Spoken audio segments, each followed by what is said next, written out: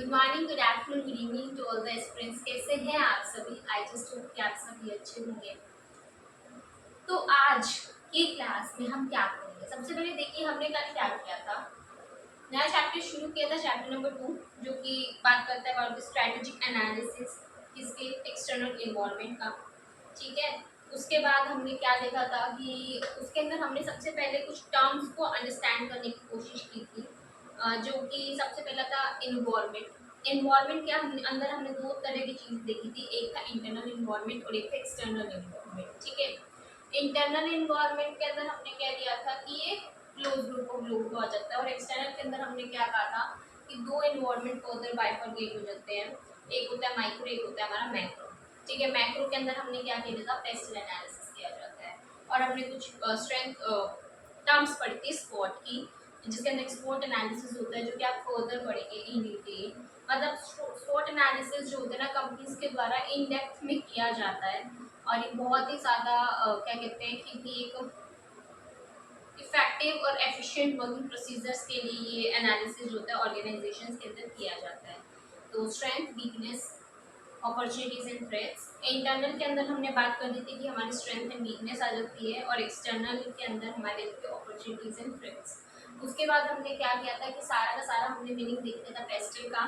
Political हो गया, economic हो गया, सोशियो कल्चरल हो गया, टेक्नोलॉजिकल हो गया, लीगल हो गया, इन्वायरमेंटल हो गया। ये हमारे कुछ फैक्टर्स थे, और एक साथ में हमने एडिशनल फैक्टर पढ़ा था, that was the demographic. I hope कि आपको सब कुछ रिवाइज होगा। साथ में हमने नोट्स भी नोट डाउन कर लिए थे, डेमोग्राफिक के भी कर लिए थे, सोशियो कल्चरल के भी कर लिए थे। आज की क्लास में हम क्या करेंगे? सबसे पहले तो जो हमने पढ़ा था उसके हमें आगे के नोट्स लिखने हैं, वो लिखेंगे। साथ ही साथ में हम सारी जो हमारी बुक्स है उसके अंदर जो जो लाइन्स हमने पढ़ी थी वो सब बुक के अंदर है क्या नहीं, वो हम देखेंगे। ठीक है। और एक छोटी सी बात और, बुक में अगर आप देखेंगे ना, इस टॉपिक के बाद एक छोटा सा बॉक्स है, उसके अंदर 6 के 6 फैक्टर्स लिखे हुए हैं, और 6 के 6 फैक्टर्स के एग्जाम्पल्स हैं।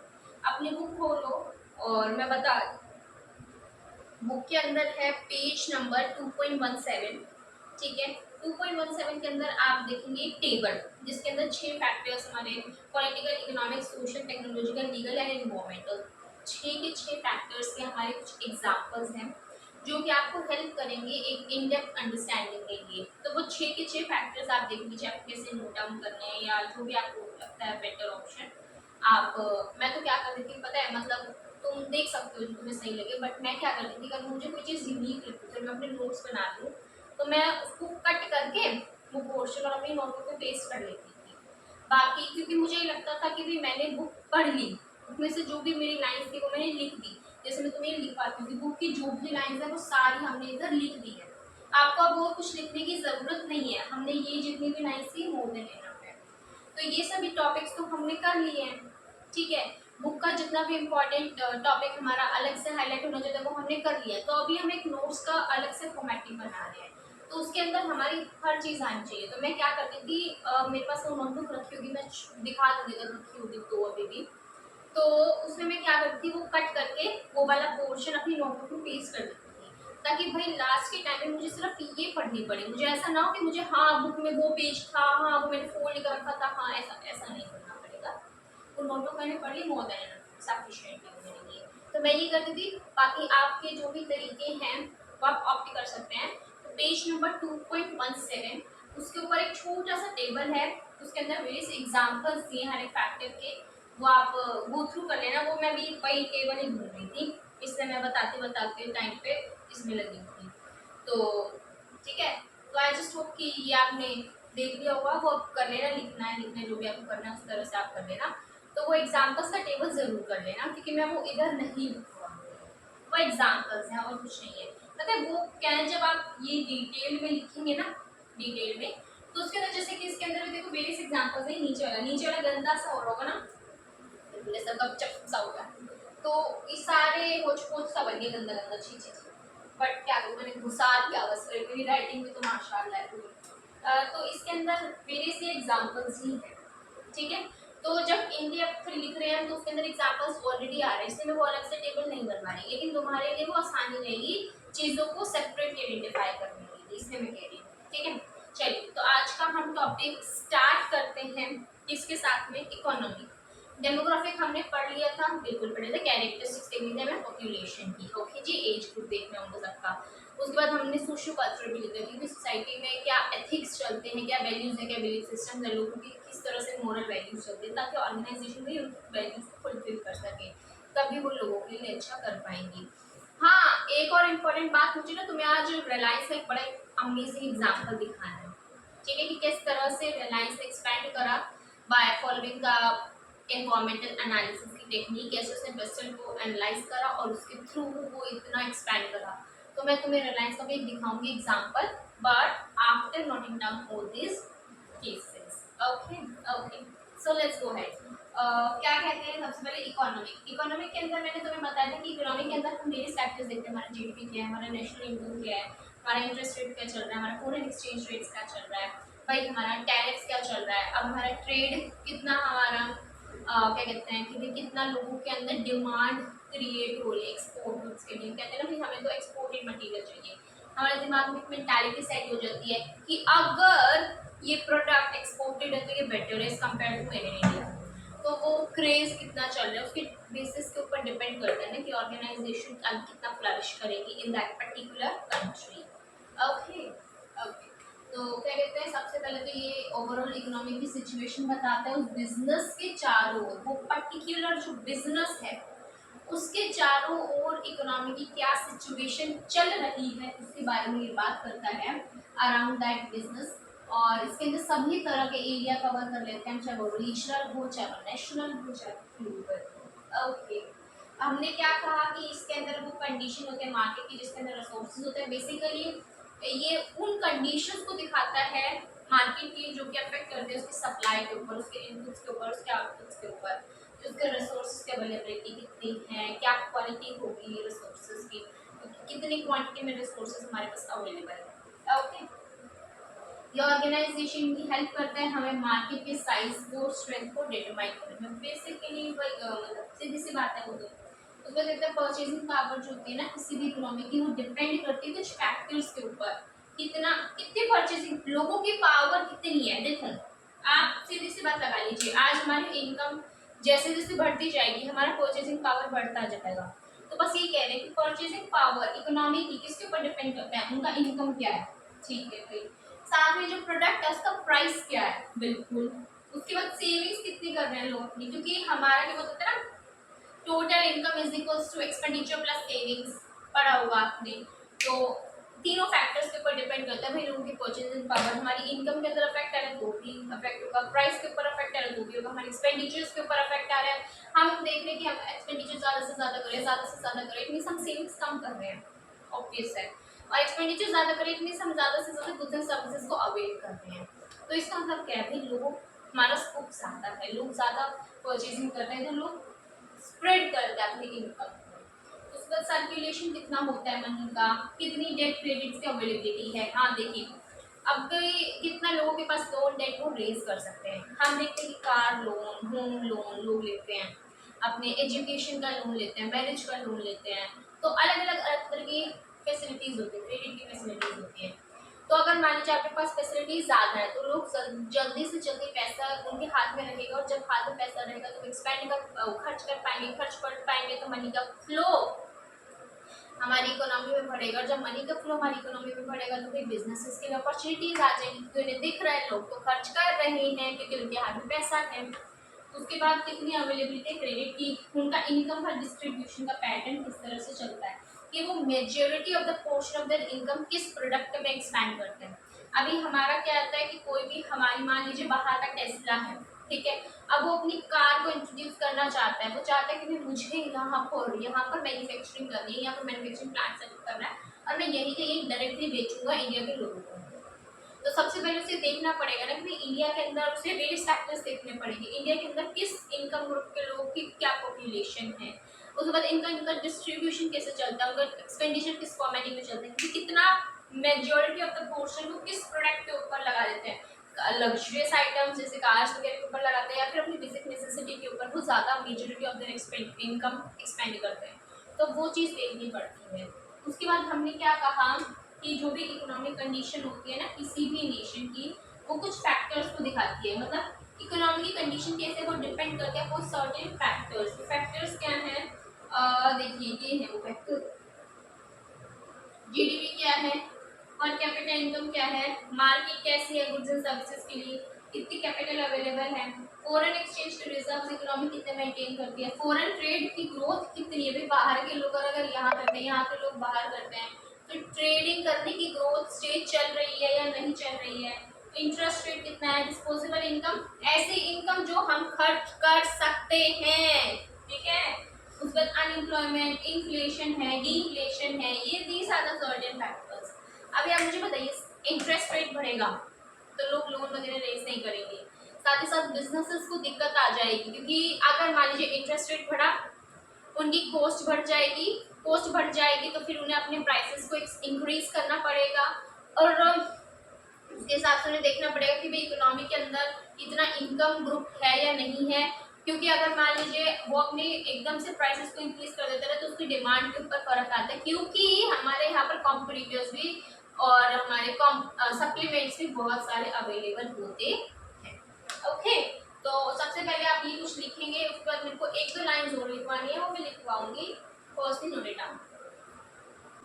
ये देखो जो एग्जांपल्स थे ना, मैं कह रही थी कि इकोनॉमिक एनवायरनमेंट के कुछ फैक्टर्स हैं, हमने दो एग्जांपल्स आपको दिखा रही हूँ। सबसे पहला तो इंटरेस्ट रेट कैसे अफेक्ट करता है और एक्सचेंज रेट। देखो इंटरेस्ट रेट अफेक्ट करेगा कॉस्ट ऑफ कैपिटल को, और बताइए कि फिर कितने एक्सटेंड तक बिजनेस ग्रो और एक्सपेंड करा। ये डेफिनेट यार, पता है कोई भी ऑर्गेनाइजेशन ये चाहती है कि वो अपनी कॉस्ट को कम करें, क्योंकि वो कॉस्ट को कम करेंगे तो वो प्रॉफिट मार्जिन को बढ़ा पाएंगे, ठीक है। और अगर प्रॉफिट मार्जिन बढ़ेगा तो इन फ्यूचर ऑर्गेनाइजेशन की ग्रोथ होगी, ये तो बेसिक सी बात है। लेकिन अगर मान लीजिए हमारा इंटरेस्ट रेट आज बढ़ जाता है, इंटरेस्ट रेट बढ़ जाएगा तो कॉस्ट ऑफ कैपिटल अपने आप बढ़ जाएगी ना, फिर वो दिक्कत आएगी। दूसरा हमारा फैक्टर होता है that is the exchange rate, ठीक है। एक्सचेंज रेट क्या करता है, इफेक्ट करता है कॉस्ट ऑफ एक्सपोर्टिंग गुड्स। क्या से देखो एक्सचेंज रेट्स हमारे इंपोर्टिंग को भी अफेक्ट करता है, एक्सपोर्ट को भी अफेक्ट करता है। अगर मान लीजिए आज हमारा एक्सचेंज रेट के अंदर हम क्या कर देते हैं, कुछ भी इंक्रीज या डिक्रीज कर देते हैं, ठीक है, तो उसके वजह से हमारे वहां पर क्या हो जाएगा। मान लीजिए कि आज हमने कुछ ऐसा एक्सचेंज रेट बना दिया जिसके वजह से हमारे यहाँ पर जो भी हम इम्पोर्टिंग कर रहे हैं ना गुड्स की, वो गुड्स क्या हो जाता है, महंगे हो जा रहे हैं। अगर वो गुड्स महंगे हो जा रहे हैं तो लोग उनको परचेज नहीं करेंगे, लोग परचेज नहीं करेंगे तो उनकी डिमांड खत्म हो जाएगी, कि भाई उनकी कॉस्ट बहुत ज़्यादा है, और डिमांड खत्म हो जाएगी तो फिर हमारे मेड इन इंडिया प्रमोट हो जाएंगे। तो एक्सचेंज रेट्स भी अफेक्ट करते हैं। अब जैसे उन्होंने कहा कि एक्सचेंज रेट्स अफेक्ट होते हैं कॉस्ट ऑफ एक्सपोर्टिंग गुड्स। अगर मान लीजिए कि गवर्नमेंट ना पता है क्या करते हैं, रेट डिसाइड कर देते हैं, जैसे कि हम कर देते हैं कोटेशन पास कर देते हैं, जैसे कि $1 इज इक्विवेलेंट टू 80 रुपीज। आप देखते हो ना एक्सचेंज मार्केट के अंदर लोग सट्टा बाजारी भी करते हैं, पता है। स्पोर्ट ट्रांजैक्शंस होती है, हमारी हैजिंग होती है, स्पेकुलेटिव ट्रांजैक्शंस होती हैं, वो सभी इसी चीज़ के ऊपर चलती हैं, एक्सचेंज रेट्स के बेसिस पर चलती हैं, कि भाई हमारे कुछ भी रेट्स होते हैं फ्लक्चुएट करते हैं, रेट फ्लक्चुएट करते हैं on the basis of economy, ठीक है। तो आज हमारा येन का रेट क्या चल रहा है as compared to the Indian rupee, हमारा सिंगापुरी रुपीज क्या चल रहा है, हमारा पाउंड क्या चल रहा है, हमारी थाई करेंसी क्या चल रही है as compared to the rupee, ठीक है। चाइना के अंदर कौन सा चलता है, पाउंड, येन, डॉलर, सिंगापुरी, जापानीज येन, और क्या होता है भाई, पता नहीं, मैं तो भूल गई, ठीक है। तो बस तो यही हम कहते हैं कि एक्सचेंज रेट्स क्या चलते हैं ना, उसकी वजह से इफेक्ट होती है आपकी कॉस्ट, ठीक है। तो मान लीजिए भाई आज हमारा रेट चल रहा है $1 इज इक्विवेलेंट टू 80 रुपीज, तो भाई आप अब आपको देख लीजिए आपकी कॉस्टिंग कितनी ज़्यादा बढ़ रही है ना। तो ये कहते हैं कि भाई हमारे यहाँ पर क्या चलता है, ये अफेक्ट होते हैं कॉस्ट को, और साथ में इसके वजह से सप्लाई अफेक्ट होते हैं और इम्पोर्ट को भी ये अफेक्ट करते हैं। लिखेंगे फटाफट से, नोट डाउन कीजिए। हाँ जी, तो आ गया आपका दूसरा जो कि बात करते हैं इन्वायरमेंटल। हमने ये पढ़ा था और इसके बहुत सारे एग्जांपल्स भी हमने देखे किस तरह से इन्वायरमेंट की कंडीशंस जो होती है वो अफेक्ट करती हैं, ठीक है। हमारे इन्वायरमेंट को हम इससे कोरोना का एग्जांपल देखा था कि किस तरह से कोरोना ने इन्वायरमेंटल फैक्टर आया, हमने देखी किस तरह से हमारे वेरियस जो थे इन्वायरमेंटल इशूज होते हैं, फ्लड आ गया, सुनामी आ गया, वेस्ट डिस्पोजल की जो गवर्नमेंट लगाती है, साथ ही साथ हमने देखा था environment environmental hazards, environment legal legislations, ठीक है। साथ ही हमने देखा था कि किस तरह से हमारा जो इंश्योरेंस है, इंश्योरेंस के बिजनेस को किस तरह से अफेक्ट करते हैं, टूरिज्म हो गया, फार्मिंग हो गया, ओके। तो वही सब इधर समझेंगे कि इसके अंदर अफेक्ट करता है, इन्वायरमेंट के फैक्टर्स अफेक्ट करता है कौन सी इंडस्ट्रीज को, टूरिज्म, फार्मिंग, इंश्योरेंस, ठीक है।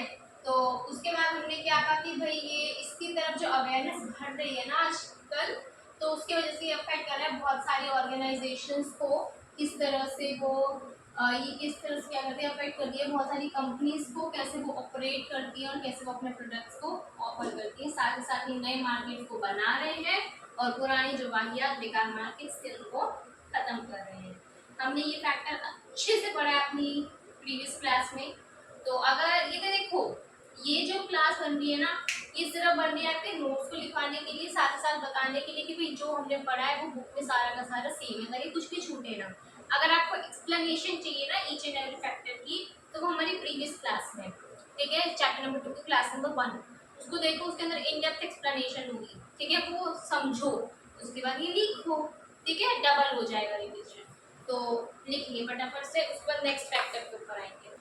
Now next we have the political environment. क्या बात करता है पॉलिटिकल एनवायरनमेंट, देखेंगे।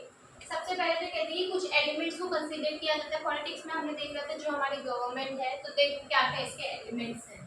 सबसे पहले तो इन्होंने कहते थे कि जो भी हमारे पॉलिटिकल डेवलपमेंट है, किस तरह से हमारी पॉलिटिकल डेवलपमेंट होती है, किस तरह से, मतलब कितना, किस एक्सटेंट तक जो होती है हमारे बिजनेसेस और इकोनॉमिक इश्यूज होते हैं पॉलिटाइज है, मतलब कितने एक्सटेंट तक जो हमारे बिजनेसेस और जो भी इकोनॉमिक इश्यू अराइजेस होते हैं वो रिजॉल्व किए जाते हैं by the intervention of the political government, ठीक है।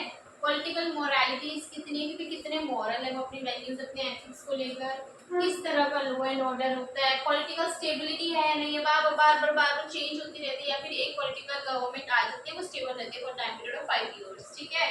उसके बाद हमने क्या कहते हैं कि भाई हमारी इनकी आइडियोलॉजीज क्या सोच चलती है उनकी, मतलब किस माइंडसेट से वो काम करते हैं, क्योंकि भाई ये भी तो डिपेंड करते हैं ना किस बिजनेस को वो ज़्यादा प्रमोट करने के लिए काम करते हैं।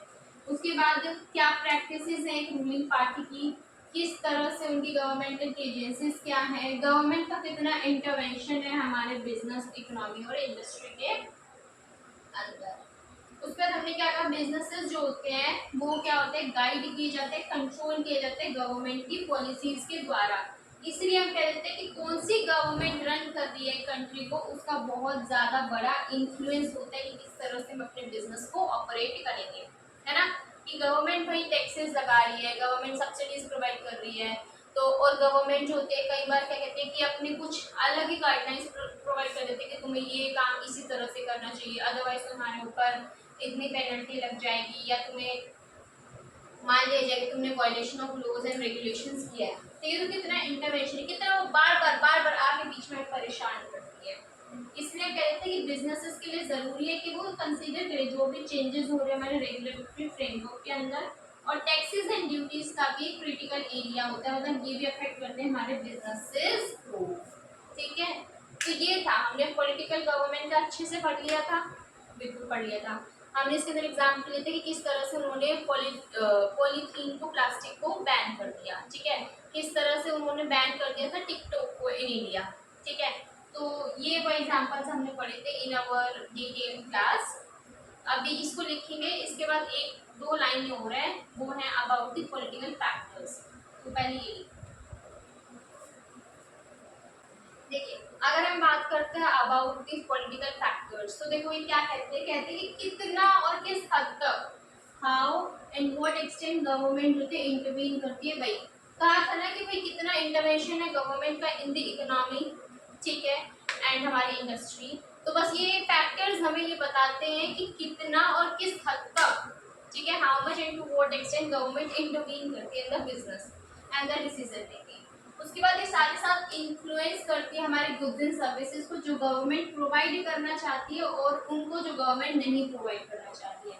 मतलब कुछ ऐसे गुड्स एंड सर्विसेज होते हैं which government wants to provide, तो जैसे कि हमारी बेसिक नेसेसिटीज होगी वो गवर्नमेंट प्रोवाइड करना चाहती है, बट अपार्ट फ्रॉम दिस अगर जैसे कि हम ड्रग्स वगैरह केसेस में लेते हैं तो ये गवर्नमेंट होती है बैन करना चाहती है, ठीक है, government don't want to provide. तो इसी तरह से हम देखते हैं कि पॉलिटिकल फैक्टर्स हमें ये भी बताते हैं ये भी इन्फ्लुएंस करते हैं उन गुड्स को, उन सर्विसेज को, जैसे कि हमारी माफिया की सर्विसेज चल रही है, लोग देते हैं, वो इलीगल सर्विसेज है which government don't want to provide. तो इसमें बस ये कहा जाता है कि पॉलिटिकल फैक्टर्स का इन्फ्लुएंस होता है over the goods and services. कौन से गुड्स एंड सर्विसेज? एक तो वो कैटेगरी आ गई जो गवर्नमेंट प्रोवाइड करना चाहती है, और दूसरी वो कैटेगरी आ गई जो गवर्नमेंट प्रोवाइड नहीं करना चाहती है। साथ ही साथ कौन से ऐसे एरियाज हैं जहाँ पर गवर्नमेंट का स्पेशल फोकस होता है। सबसे पहले तो देखिए, जो हमारी गवर्नमेंट होता है ना, उसका सबसे ज्यादा इन्फ्लुएंस होता है over the health, education and infrastructure, क्योंकि ये क्रिटिकल एरियाज होते हैं। इंफ्रास्ट्रक्चर होगा अगर तो डेवलपमेंट होगा कंट्री, और हेल्थ एंड एजुकेशन तो बेसिक होते हैं भाई, एजुकेटेड करना और हेल्थ प्रोवाइड करना, ये तो बेसिक नेसेसिटी। तो ये ऐसे एरियाज होते हैं जहाँ पे गवर्नमेंट का स्पेशल फोकस चलता है, और इनके लिए ना गवर्नमेंट बहुत सारी सब्सिडीज भी प्रोवाइड करती है। तो हमने यही कहा था कि कोई भी डिसीजन मेकिंग करने के लिए ये देखना पड़ता है पॉलिटिकल का इन्फ्लुएंस कैसा है, किस तरह की उनकी गाइडलाइंस है, किस तरह के लॉज एंड रेगुलेशंस को पास करते हैं, किस तरह की मेथोडोलॉजी बिजनेसेस को लेकर, आइडियोलॉजीज उनकी चलती है, किस क्या मोरल वैल्यूज है वो गवर्नमेंट फॉलो करती है, कितनी स्टेबिलिटी है उस गवर्नमेंट के अंदर, साथ ही साथ कौन से गुड्स एंड सर्विसेज को प्रमोट करते हैं प्रोवाइड करने के लिए, कौन से गुड्स एंड सर्विसेज को डिमोलिश करते हैं कि ये प्रोवाइड नहीं होने चाहिए, और किन एरियाज को लेकर गवर्नमेंट का स्पेशल फोकस होता है। क्योंकि भाई ये चीजें ना आपको हेल्प करेंगी ये अंडरस्टैंडिंग लेने में, डिसीजन मेकिंग करने में कि हमें उस पर्टिकुलर कंट्री के अंदर जाना है या नहीं जाना है अपनी इन्वेस्टमेंट करने, अपने बिजनेस को सेटअप करने। ओके, लिखेंगे फैक्टर्स में। अबाउट द लीगल इन्वायरमेंट क्या कहता है, देखो लीगल के अंदर क्या आते हैं हमारे लॉज एंड रेगुलेशन जो बनती हैं, ठीक है। आप देखते हैं ना एक्ट्स, पार्लियामेंट है वो एक्ट फॉर्म कर देता है, ठीक है, जो कि आपके ऊपर एप्लीकेबल होता है, जिसके लिए वेरियस सर्कुलर्स बनाए जाते हैं, जिसके अंदर एक्सप्लेनेशन होती है, हमारे लिए सेक्शंस होते हैं, सब सेक्शंस होते हैं, क्लोजेस होते हैं, सब क्लोजेस होते हैं, दीज और आर द लॉज। ठीक है, हमारा एक्ट होता है जिसके अंदर ये सारे के सारे हमारे रूल्स एंड रेगुलेशंस प्रोवाइड किए जाते हैं। ओके, तो किसी भी कंपनी के लिए ये ज़रूरी होता है कि जिस कंट्री में वो जा रही है उसके लेबर रूल्स को जाने, कि जैसे कि मिनिमम वेजेस का अगर कोई लॉ है, लेबर को लेकर कोई हमारे बोनस को लेकर कोई लॉ बना गया है, वुमेन से रिलेटेड मटर्निटी लॉज हमारे बनाए गए हैं, पोस्ट लॉज हमारे बनाए गए हैं, वो हर लॉज को जानना, ठीक है। कंपनीज के अंदर है तो कंपनीज एक्ट के बारे में जानना, अपनी कंपनी एक्ट 2013, पहले हमारा था कंपनीज एक्ट 1956। तो अगर मान लीजिए कोई भी बिजनेस है जो कि इंडिया के अंदर आ रहा है तो उसको जानना जरूरी है कि इंडिया के अंदर कौन कौन से लॉज एंड रेगुलेशंस बनाए गए हैं बाय द गवर्नमेंट। हमारे इंटेलेक्चुअल प्रॉपर्टी राइट्स को लेकर अगर कोई इसी तरह के कोई लॉज एंड रेगुलेशन बनाए गए हैं वो देख लो, हमारे एलएलपी को लेकर अलग अलग लॉज एंड रेगुलेशंस है, पार्टनरशिप फॉर्म को लेकर अलग अलग लॉज एंड बिजनेस है, जिससे एचयूएफ को लेकर अलग अलग तरह के लॉज एंड रेगुलेशंस को फॉलो किया जाता है, ठीक है। तो आप जहाँ पर भी हमारे डायरेक्ट टैक्स के लॉज अलग है, इनडायरेक्ट टैक्स के लॉज अलग है, जिसके अंदर वेरियस टैक्स ड्यूटीज लगती है, जैसे कि हमारा जीएसटी अलग है, लेकिन कुछ केसेस के अंदर अभी भी हमारे पुराने टैक्सेस लगते हैं, जैसे कि एल्कोहल हो गया, ठीक है, पेट्रोलियम हो गया, उनके अंदर आज भी हमारे पुराने को excise duty, VAT, sales tax वो सब लगता है। क्यों लगता है वो तुमने टैक्स में पढ़ा होगा, ठीक है, ताकि भाई हमारे प्राइसेस को रिड्यूस ना हो, ठीक है, जीएसटी की वजह से प्राइसेस रिड्यूस हो जाते हैं। तो क्योंकि कास्केडिंग इफेक्ट नहीं होता ना जीएसटी में। हाँ, क्या कर रहे थे, कहाँ मैं कहाँ की कहाँ पहुँच जाती हूँ बोलते बोलते। हाँ, फॉरेन एक्सचेंज को लेकर लोग तो कहते हैं कि जिस भी आप कंट्री में जाना चाहते हैं ना, अपने बिजनेस को लेकर जाना चाहते हैं, तो पहले वहाँ का लीगल इन्वायरमेंट को समझें ताकि आप उन लॉज एंड रेगुलेशंस को कंप्लाई कर सके। अदरवाइज अगर आप नहीं करेंगे तो आपके ऊपर पेनल्टी फॉर्म हो जाएगी और आपके ऊपर किसी भी तरह की पनिशमेंट होती है अप्लाई हो सकती है। तो बस ये कहते हैं कि हमारे बिजनेसेस जो होते हैं वो हमेशा उस कंट्री के अंदर जाना चाहते हैं जहाँ पर उनका जो स्ट्रक्चर है ना लॉज का वो सिंपल हो, ज़्यादा कॉम्प्लेक्स स्ट्रक्चर ना हो। तो बस ये कहते हैं कि साउंड लीगल सिस्टम, और एक ऐसा लीगल सिस्टम हो भाई जो कि हमारा प्रॉपर अलर्ट हो, मतलब जहाँ जहाँ पर हमारा प्रॉपर रेमेडियल एक्शन लिया जा सके। उसके बाद हम कह देते हैं कि इसीलिए हमारे जितने भी बिजनेसेस हैं उनका क्या होता है कि उनके पास प्रॉपर नॉलेज होनी चाहिए, लॉज को लेकर, कंज्यूमर्स को लेकर कोई लॉ बनाए गए हैं, कंपटीशन को लेकर हमारे लॉ बनाए गए हैं, ऑर्गेनाइजेशन से रिलेटेड वेरियस लॉ बनाए गए, कंज्यूमर प्रोटेक्शन एक्ट आपने पढ़ा होगा, कंपटीशन एक्ट भी आपने पढ़ा होगा, जिसके अंदर लिमिटेशन लगाई जाती है over the mergers, acquisitions, alliances, ठीक है।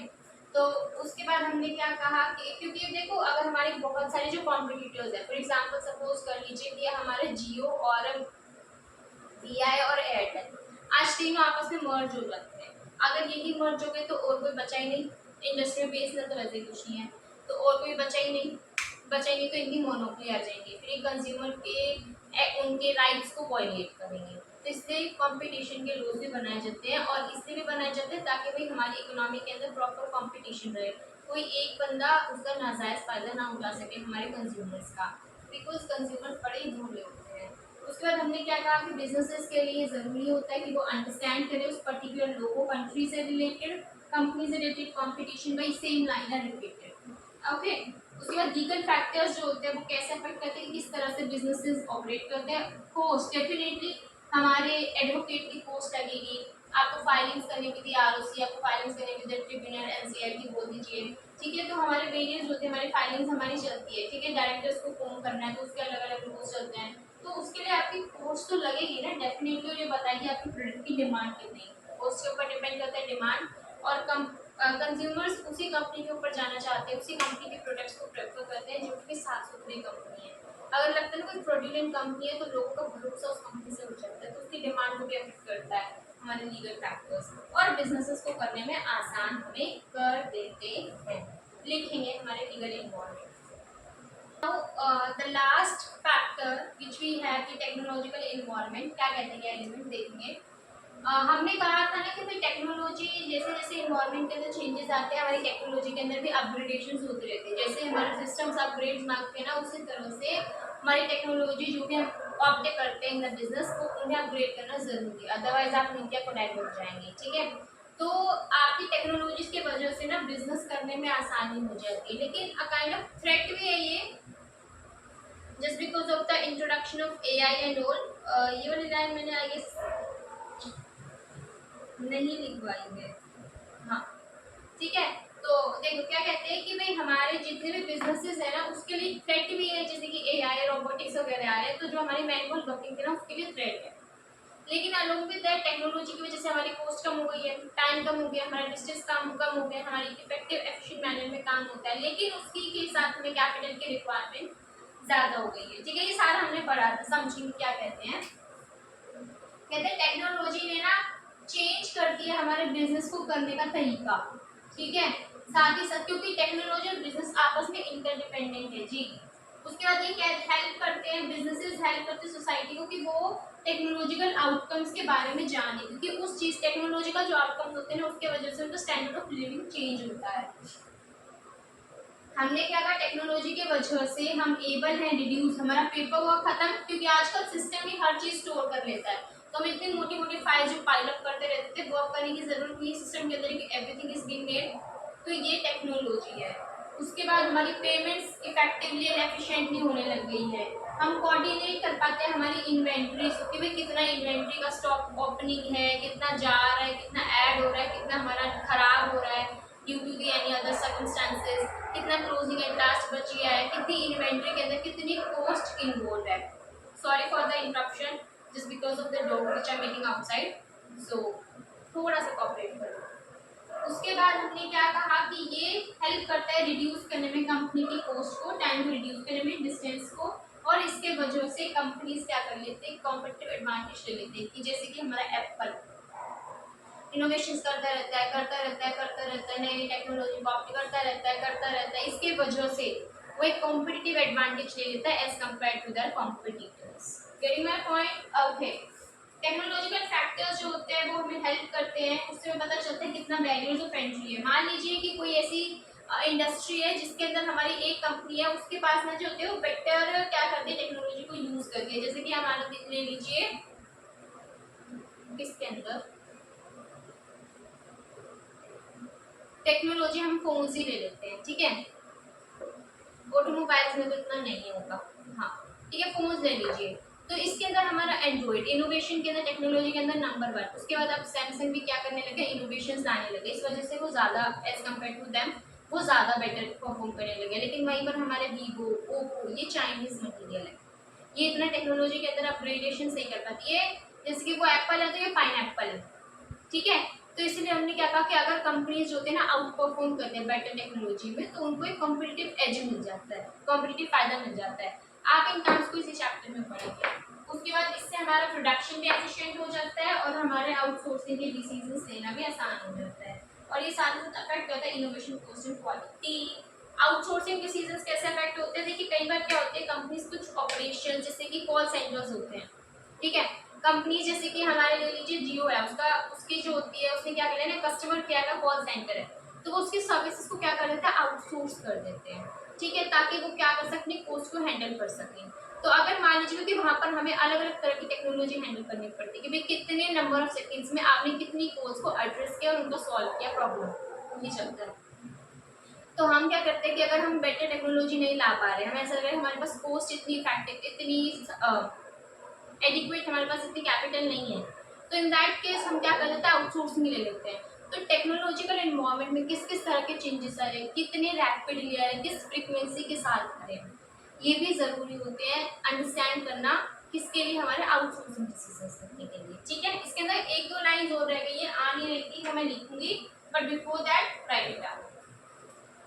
ये रिमेनिंग लाइंस देख लो, टेक्नोलॉजिकल एनवायरनमेंट हमने किया था ना, तो उसकी कुछ रिमेनिंग लाइंस मेरे लिखी रह गई थी। ये कुछ नहीं कहती, बस वही बात करी थी, हमने क्या कहा था कि टेक्नोलॉजिकल एनवायरनमेंट को जब हम समझते हैं ना, तो टेक्नोलॉजी के अंदर चेंजेस आने की वजह से, उसके अंदर सिस्टम्स में अपग्रेडेशन आने की वजह से ये चीज़ें क्या करती हैं, बिजनेसेस के लिए अपॉर्चुनिटीज़ भी क्रिएट करती हैं और थ्रेट्स भी क्रिएट करती हैं। अपॉर्चुनिटीज़ भाई बिजनेस को करना आसान हो जाता है, ईजी हो जाता है, ठीक है। उसके बाद हमने कहा टाइम को कम कर देता है, हमारी कॉस्ट को कम कर देता है, हमारे सिस्टम्स के अंदर इनोवेशंस लेकर आता है, जिसकी वजह से हम एक कॉम्पिटिटिव एडवांटेज गेन कर पाते हैं। बट वहीं पर अगर हम दूसरी साइड पे जाएं, हमारा मशीन लर्निंग आ रहा है, रोबोटिक्स बढ़ रहा है ड्यू टू टेक्नोलॉजिकल एडवांसमेंट्स, और हमारा आर्टिफिशियल इंटेलिजेंस आ रहा है, तो वो क्या कर रहा है, थ्रेट भी क्रिएट कर रहा है, किसके ऊपर, मैनुअल वर्क स्ट्रक्चर के ऊपर। तो बस यही ये बात करते हैं। देखो क्या लिखा है, कहते हैं कि जो टेक्नोलॉजी है ना, वो बहुत सारे बिजनेसेस के लिए अपॉर्चुनिटी का भी काम करता है और साथ ही साथ ये ऑब्सोलीट कर देता है जो पुरानी गुड्स एंड सर्विसेज है, प्रोडक्ट्स एंड सर्विसेज। क्या कहा कि मान लीजिए आज हमारा जो भी प्रोडक्ट है, जैसे कि प्राइस स्कीमिंग की स्ट्रैटेजी को ऑप्ट करता है हमारा आईफोन, ठीक है। तो फिर अब मान लीजिए हमारा 16 प्रो मैक्स है, तो वहीं पे वो ड्यू टू टेक्नोलॉजी के हिसाब से वो आज डिमांड में है, लेकिन वहीं पे अगर हम चले जाते हैं 12 30, तो उनकी डिमांड एज कम्पेयर टू उसके वो क्या हो गया, ऑब्सोलीट हो गई है, ठीक है। और जो हमारे मान लीजिए 8 9 कुछ थे, वो तो मार्केट से ही डिसअपियर हो गए हैं, ठीक है। तो बस यही बात करते हैं कि टेक्नोलॉजी की वजह से हमारे हमारी जो नए नए बिजनेसेस हैं उनको अपॉर्चुनिटीज तो मिलती हैं, लेकिन जो हमारे जो पुराने प्रोडक्ट्स हैं, सर्विसेज हैं, वो ऑब्सोलीट हो जाते हैं, जिसकी वजह से काइंड ऑफ थ्रेट क्रिएट हो जाती है। अगर आपके पास पुरानी चीज़ों की कुछ मशीनरीज पड़ी हैं या आपके पास कुछ स्टॉक पड़ा है, तो वो टोटली वेस्ट है। उसके बाद हम आगे गए तो हमने क्या कहा कि ये हेल्प करता है बिजनेसेस को कि वो इफेक्टिवली अडॉप्ट करें टेक्नोलॉजिकल इनोवेशंस को, ताकि वो एक स्ट्रेटेजिक एडवांटेज ले सकें। बट साथ ही साथ ये क्या करता है, थ्रेट का काम भी करता है। इससे एआई, मशीन लर्निंग, रोबोटिक्स, ये सभी चीज़ों की वजह से हमारा काम क्या है, ऑटोमेशन हो गया, मतलब ऑटोमेटिक हो गया हमारा काम। तो ये टेक्नोलॉजिकल टूल्स को अगर बिजनेसेस अडॉप्ट करते हैं तो उनके लिए थ्रेट भी है और साथ ही साथ अपॉर्चुनिटी भी है। ओके, तो यहाँ हमारे सारे के सारे elements of macro environment pastel वो कंप्लीट हो जाता है। और डेमोग्राफिक ये हमारे अलोंग विद द नोट्स सारे बिल्कुल कंप्लीट हो जाते हैं, ठीक है। तो लिखेंगे, so here we have the example of Reliance Industries. आजकल हर कोई इंटरेस्टेड है इसमें, तो हम देखेंगे कुछ भी नहीं, मेरे को छोटा सा मतलब ना के बराबर इंटरलिंकेज ही देना है, जिसके अंदर हम देखेंगे कि भाई किस चीज़ से हम लिंक करें इसको, कि किस तरह से इन्वायरमेंट का एनालिसिस करके हम क्या कर सकते हैं, बेटर परफॉर्म कर सकते हैं। तो अगर आप रिलायंस इंडस्ट्रीज़ के अंदर देखते हैं ना, तो इसके अंदर देखो ये कॉन्ग्लोमेरेट है, किस तरह की इंडस्ट्री है, कॉन्ग्लोमेरेट इंडस्ट्री है, ठीक है। उसके बाद ये कितने साल, 67 ईयर्स पुरानी है। प्रोडक्ट्स देखो इसके, मतलब कि अलग अलग प्रोडक्ट्स के अंदर ये एंटर करती गई किस तरह से देखकर कि भाई डिमांड क्या है मार्केट की, पेट्रोलियम में भी है, नेचुरल गैस में भी है, और रिफाइनरीज में भी है, रिटेल, टेलीकम्युनिकेशन, हर एक एरिया के अंदर। टेलीकम्युनिकेशन के अंदर तो जियो है, इसकी सब्सिडरीज देखो, इतनी सारी सब्सिडरीज। अभी देखो जियो क्या था, लॉन्च किया इन्होंने, ठीक है। तो जियो को लॉन्च करने के बाद इन्होंने क्या देखा कि सबसे पहले तो इन्होंने क्या किया, अपनी वायरिंग जो थी ना वो बनाई। तो उसके अंदर जियो के केस में क्या देखा कि भाई लोगों को अगर हम प्रोवाइड कर देंगे नेटवर्क फ्री ऑफ कॉस्ट, तो वो क्या करेंगे, हमारी प्रोडक्ट की डिमांड करेंगे। एक बार जब लोगों ने हमारे प्रोडक्ट को ले लिया और वो उस प्रोडक्ट को यूज टू हो गए, तो फिर उसके बाद हमारी रीच अपने आप बढ़ जाएगी। तो इन्होंने पॉलिटिकल इन्वायरमेंट की सेटिस्फैक्शन लेकर उन्होंने पॉलिटिक्स में हेल्प करी, एवरीबडी नोज किस तरह से करी, क्योंकि as per the competitor act हम ऐसा नहीं कर सकते। एयरटेल ने इशू भी रेज किया था बट कुछ नहीं हुआ, तो उन्होंने पॉलिटिकल इन्वायरमेंट का फ़ायदा उठाया। उन्होंने देखा कि भाई लोगों के सोशल वैल्यूज़ क्या हैं, उन्होंने सोशल इन्वायरमेंट को देखा, लीगल इन्वायरमेंट को उन्होंने हैंडल कर लिया अपने आप। तो कहते हैं ना हर एक इन्वायरमेंट, डेमोग्राफिक देखा उन्होंने, कि देखा कि किस तरह की पॉपुलेशन है, किस तरह की उसकी कैरेक्टरिस्टिक्स है, लोगों का इनकम ग्रुप कितना है, किस तरह से हम लोगों को अट्रैक्ट कर सकते हैं अपनी तरफ, ठीक है। और उन्हें हर तरह की फैसिलिटी प्रोवाइड करी नेटवर्क के ऊपर। तो हम कहते हैं कि और आज हमने क्या देख लिया, सक्सेस। एक बारी जब लोग उसको यूज हो गए तो उसके रिचार्ज बैलेंसेस को बढ़ाने लगे और अपने बिजनेस को प्रॉफिटेबल अपने आप उन्होंने कन्वर्ट कर दिया। आपने एक चीज़ भी देखी होगी कि पहले तो वो जियो की सिम लेकर आए नेटवर्क लेके, फिर उन्होंने अपने जियो के फ़ोन्स भी लॉन्च कर दिए बट जो कि इतना नहीं चले स्टिल। तो बस यही था कि भाई अगर आप क्या करते हैं पॉलिटिकल वो पेस्टल को, हमारे माइक्रो इन्वायरमेंट को, मैक्रो इन्वायरमेंट को, मैक्रो में हमारे पेस्टल को अगर आप प्रॉपरली अंडरस्टैंड करते हैं, उसकी अंडरस्टैंडिंग लेते हैं, तो हमारा बिजनेस क्या करता है, जिस भी कंट्री के अंदर जाएगा वो उस कंट्री के अंदर फ्लरिश करेगा। चलिए आ जाइए सामने। तो हमने एग्जाम्पल भी देख लिया है रिलायंस का, ठीक है, किस तरह से उन्होंने किया। और तो अब आप एक देखिए एक बात, आज की क्लास में हम इतना ही करेंगे और नहीं करेंगे, इतना ही करेंगे। इसके अंदर हमने क्या क्या देखा, आज बहुत बेसिक किया है, सिर्फ और सिर्फ जो कल हमने एलिमेंट्स पढ़े थे ना उसके नोट्स लिखे, दैट्स इट। आज की क्लास में और कुछ नहीं किया, नोट्स लिखे हैं, उन नोट्स को हमने अंडरस्टैंडिंग लिए कि जो बुक है, देखो बुक की एक एक इम्पोर्टेंट लाइन थी ना वो लिख पाती, तो समझ लो ये तुम्हारी बुक है। अब तुम्हें क्या करना है, मैंने बताया था कि वो टेबल है बुक में, ठीक है, तो उस टेबल को तुम्हें क्या करना है, नोट डाउन कर लेना है, जो भी तुम्हारे लिए प्रैक्टिकल रहेगा वो तुम कर लेना। पेज नंबर है वो 2.17, ठीक है, 2.17 के ऊपर वो टेबल है, वो अपना लिख लेना है जो भी तुम्हें करना है। उसके बाद ये रिवाइज करना है। कल हम करेंगे नया topic, internalisation globalisation of business हम करेंगे। उसके बाद हम इंडस्ट्री को समझने की कोशिश करेंगे, ठीक है। हमने इन्वायरमेंट को तो समझ लिया, लेकिन अब इंडस्ट्री को, प्रोडक्ट्स को, इनको समझना भी ज़रूरी है। तो आज के लिए इतना ही, रिवाइज कर लेना। So till then like share और सब्सक्राइब कर दो as much as you can, और अगर कुछ क्वेरी आती है तो let me know down in the comment section. Till then take care.